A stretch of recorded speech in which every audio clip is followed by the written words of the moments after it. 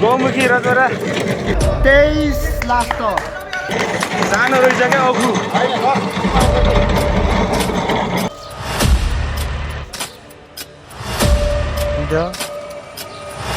ल गाडी छ अब फाइनली हाम्रो गाडी चाहिँ आइपुगेको छ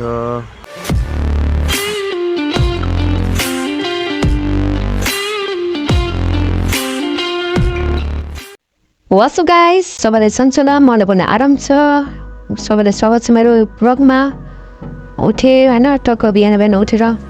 म चाहिँ टट्टु पानी खाएँ हैन टट्टु पानी खाइसकेपछि हामी चाहिँ आफ्नो गाउँ जानु थियो नि त त्यसैले भात बिहान बिहान पकाएर खाइआयौँ हैन सबै रेडी भएर हामी घरतिर लाग्यौँ अनि घर ल्याउनको लागि त्यही सामानहरू सेबीहरू लगेका थियौँ हामीले सेबी लिएर हामीले पैसा पेमेन्ट हानेका थियो अनि पेमेन्ट हानिसक्यो हाम्रो गाडी अरूले ढिला गरिरहेको थिएन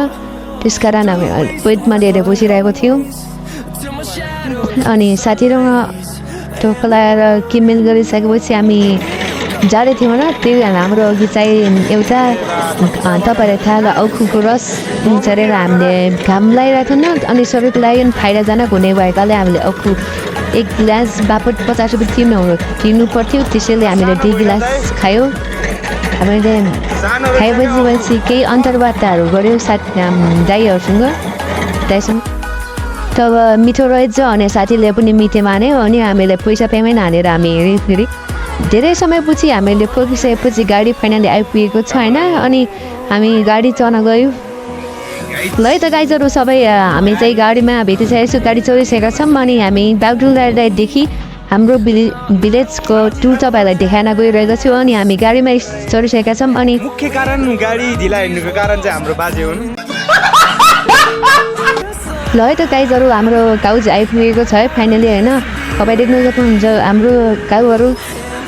सानाहरूको ज्यादा घर आइसकेपछि म चाहिँ स्कुलमा चाहिँ हाम्रो स्कुल हो होइन गाइस हामी साथीहरू बल किनेरहेका छन् होइन हेर्न सक्नुहुन्छ हाम्रो स्कुल थ्याङ्क्स फर वाचिङ गाइजहरू सबैलाई मेरो भिडियो लाइक सब्सक्राइब गरिदिनु होला बाई बाई